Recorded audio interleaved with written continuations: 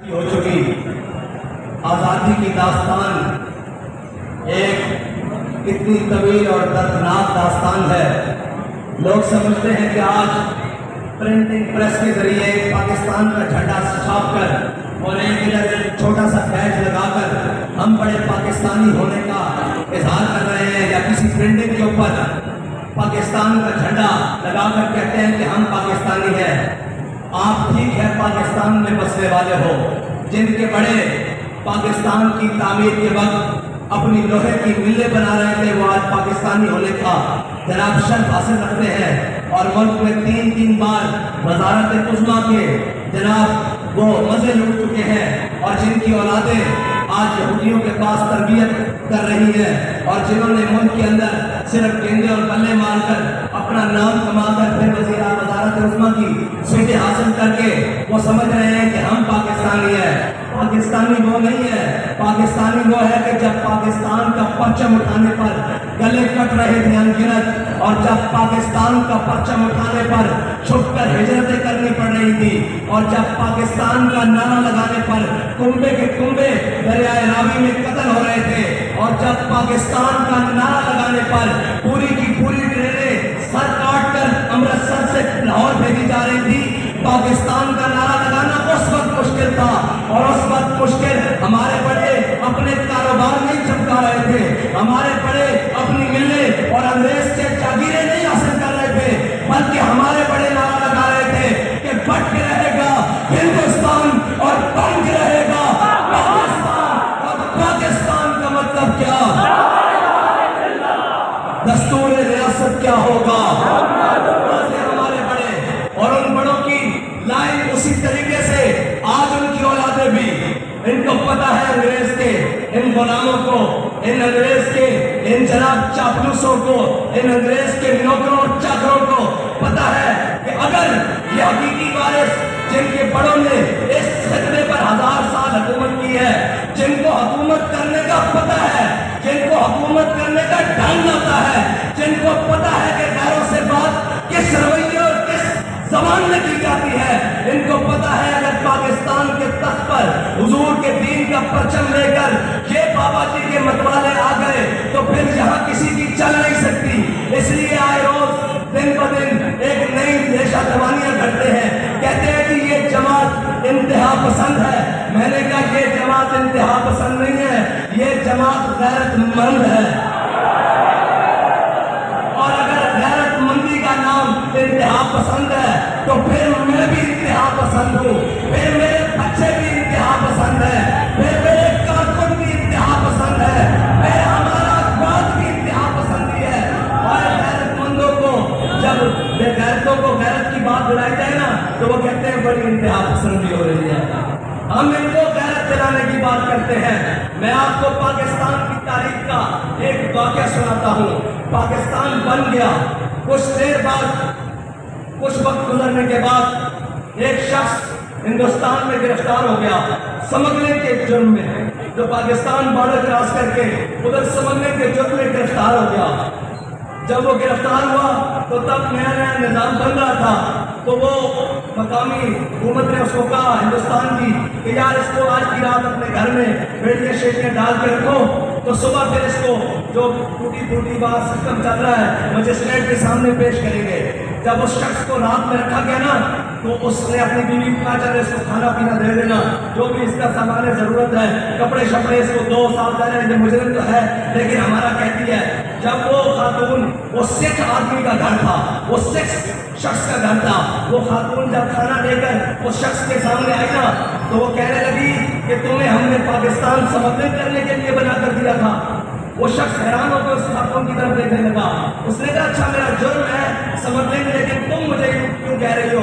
उसने कहा बेगैरत और बेशरम, मैं मुसलमान की बेटी हूँ, ये वतन लुटते वक्त अंग्रेज मुझे उठा कर ले आए थे, मैं तो इंतजार में थी कि कोई मोहम्मद बिन कासिम का वारिस आएगा, कोई सलाहुद्दीन अय्यूबी का वारिस आएगा, कोई जनाब महमूद गजनवी का वारिस आएगा।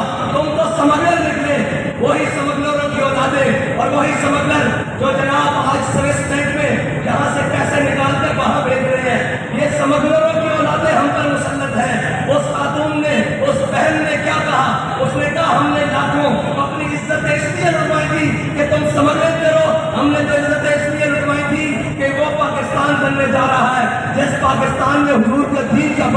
पसंद होगा।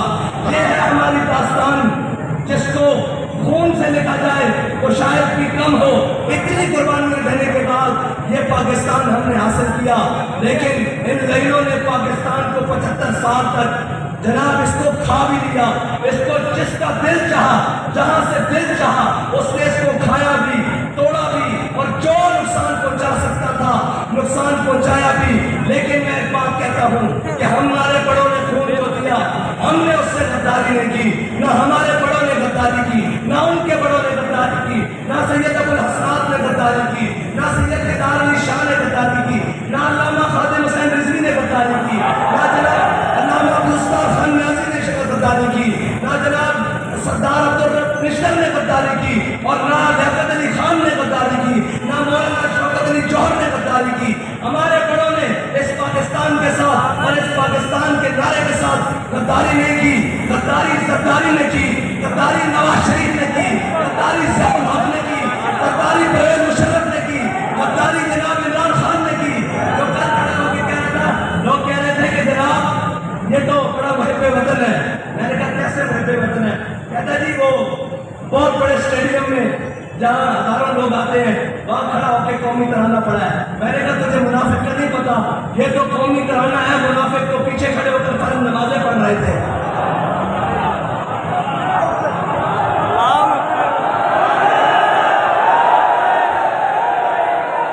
मुनाफिक की पहचान ही है, मुनाफिक तो पीछे खड़े होकर फर्ज नमाजें पढ़ रहे थे, जुम्मे वाले दिन पहले मिंबर पे खड़े हो जाते थे। ये तो मुनाफिक खड़ा होकर तराना पड़ेगा ना, इसका पर्दा जो चाहत हो रहा है, इसने तराने पढ़ने हैं। तू तराने नहीं, तू जो तराने लिखने भी शुरू कर दे, हमें इससे डर नहीं है, हमें पता है तो मुनाफिक आजम है।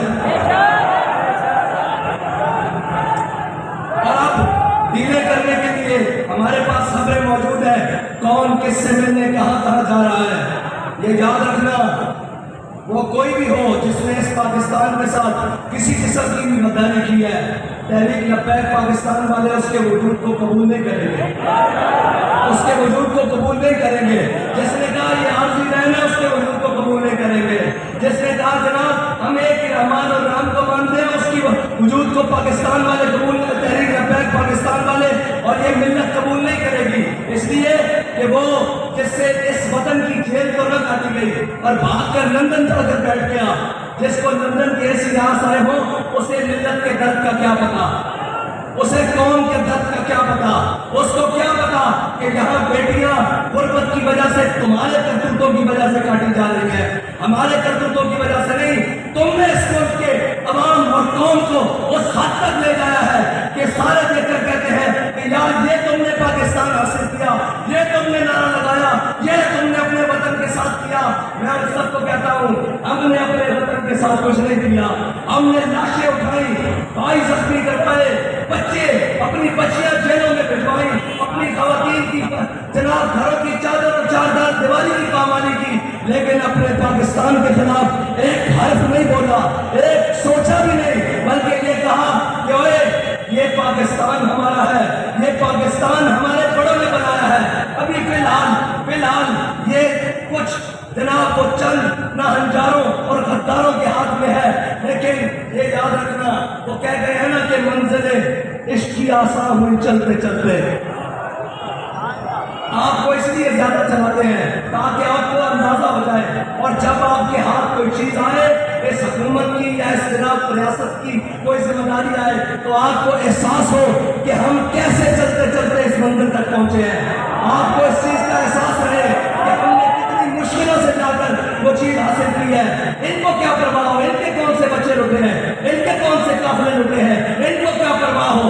पर बच्चे तो हमारे लुटे थे, और जनाब खानदान तो हमारे कटे थे, और जनाब ट्रेनें तो भरकर हमारे सरों की आई थी। ये तो आए और अमेरिका नवाज बैठकर आकर, कोई बरतानिया नवाज, कोई अमेरिका नवाज, कोई इंग्लिस्तान नवाज, कोई फ्रांस नवाज, वो आकर हमारे पर हुक्मरान बन गए।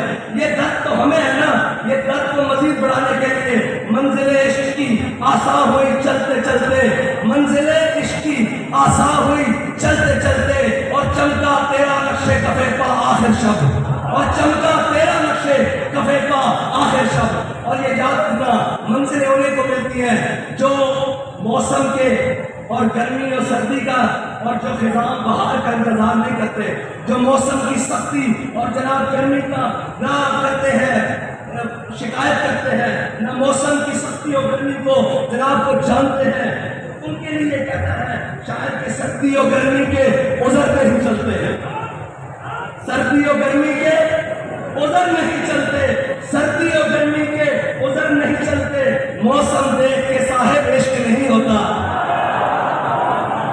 सर्दी और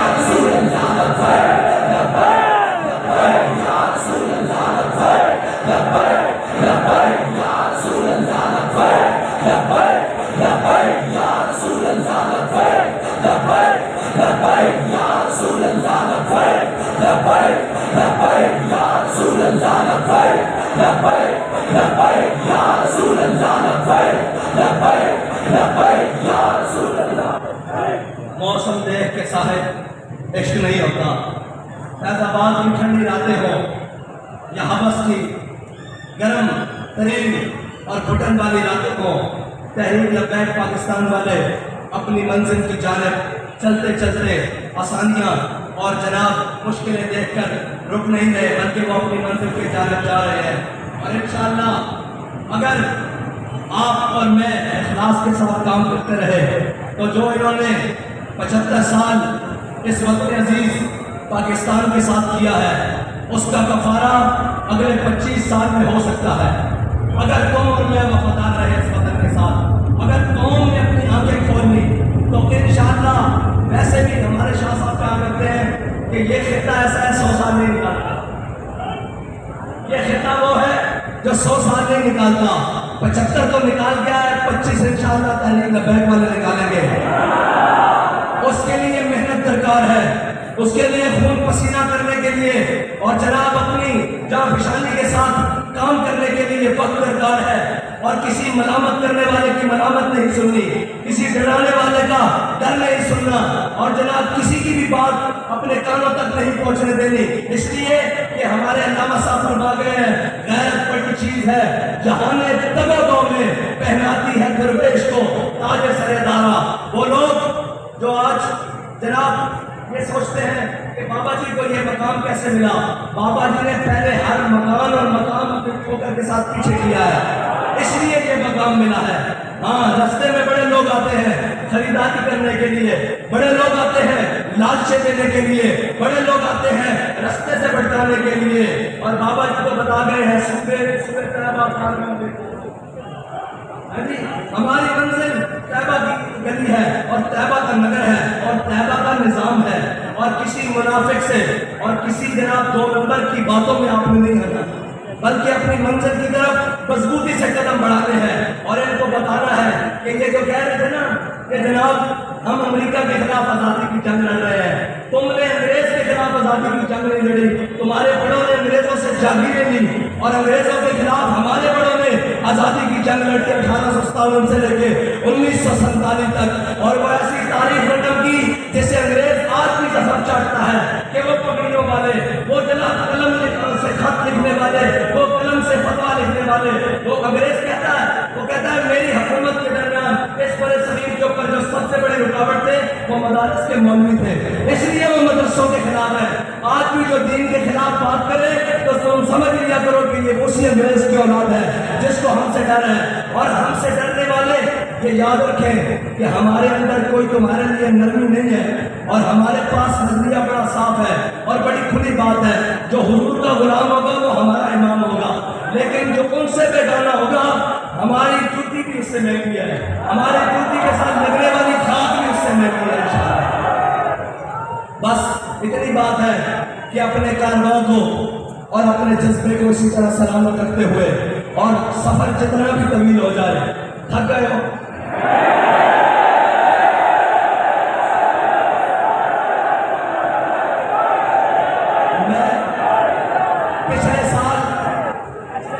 पिछले साल मैं जेल में था, तो यही किसी मकाम पर तहरीक लब्बैक की रैली पहुंची, उन्होंने पर्चा काटा था।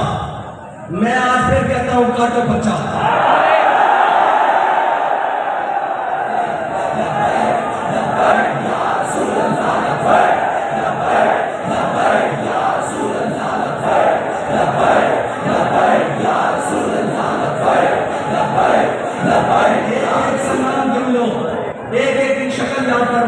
पर्चा, तुम पर्चा काटो, फिर इसका चर्चा करना हमारा काम है।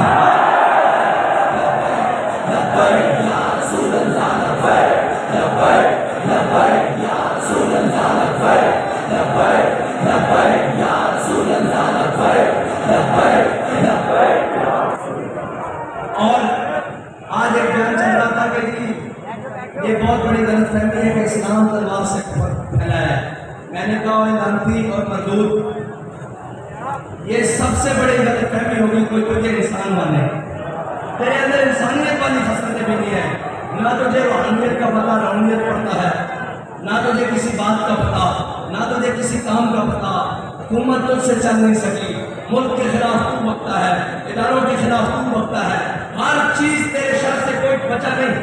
ये एक वाहिद शख्स आया है पाकिस्तान में जिसके शर से कोई महफूज नहीं, ना दीनदार महफूज, ना ताजर महफूज, ना वकील महफूज, ना जज महफूज, ना जनाब फौज महफूज, ना वतन महफूज। इसके होते हुए कश्मीर की फरोख्त हुई है।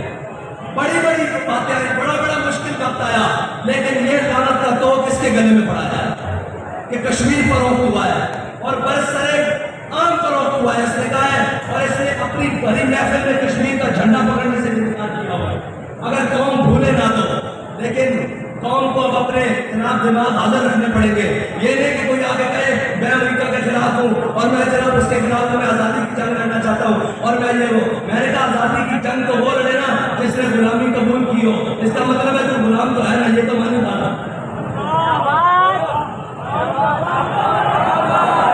इसका मतलब है तुमने 3.5 साल का गुलामी में गुजारे हैं। आज़ादी की जंग हम लड़ रहे थे जिसने न तेरी गुलामी कबूल की, न नवाज शरीफ की गुलामी कबूल की, न शाहिद खान की गुलामी कबूल की, न परवेज मुशर्रफ की गुलामी कबूल की। आज जालिम के सामने भी खड़े रहे, आज जाबिर के सामने भी खड़े रहे और जो हक बात कहने के लिए कीमत देनी पड़ी उसको बड़ा सीना चौड़ा चौड़ा करके कीमत दी और यहाँ लाशें उठानी पड़ी, खून देना पड़ा, बड़ा खुल के दिया और ना जनाब उसके बाद अपनी बात से फिरे हैं, बल्कि ये कह रहे हैं कि महफिल कोनो मकाम में सारा शाम फिरे लेके मैंने तौहीद सिफते जाम फिरे, तो हमें दश्त में लेके तेरा प्याम फिरे और तुझको मालूम है कभी नाकाम फिरे। सब जानते हैं ना मुशर्रफ के दौर में नाकाम फिरे और ना जनाब नवाज शरीफ के और ना खान के और ना जनाब इस इमरान खान के, और अभी भी जो आ बैठे हैं हम उन्हें सिर्फ इतना ही कहते हैं कि वापस आ जाओ हुजूर के दिन की तरफ।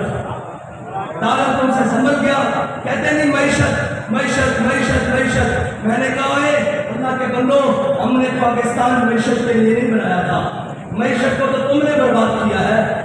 और याद रखना जो भूखा आदमी हो ना, भूखा आदमी गैरतमंद हो लेकिन उसको रात को नींद बड़ी सुकून की आती है, लेकिन बेगैरत हो और उसके मालों में और उसके सर्विस बैंक अकाउंटों में अगरचे अरबों पड़े हो, उसको कभी सुकून की नींद और सुकून का हयात मुयस्सर नहीं होती।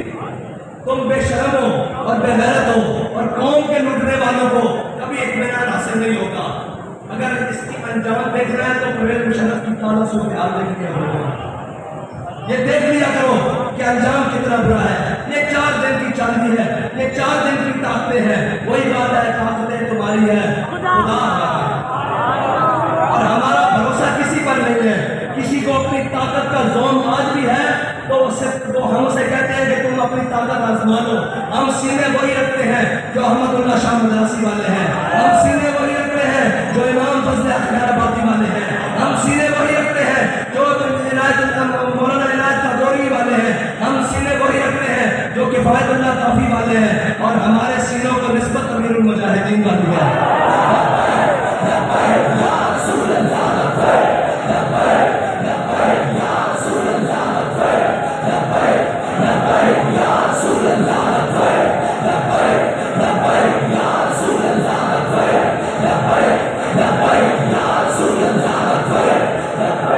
और तुम बहका उसको सकते हो जिसको अपने माजी का कोई पता ना हो। हमारा माजी बड़ा तरक्शा है, बड़ा चमकता हुआ है।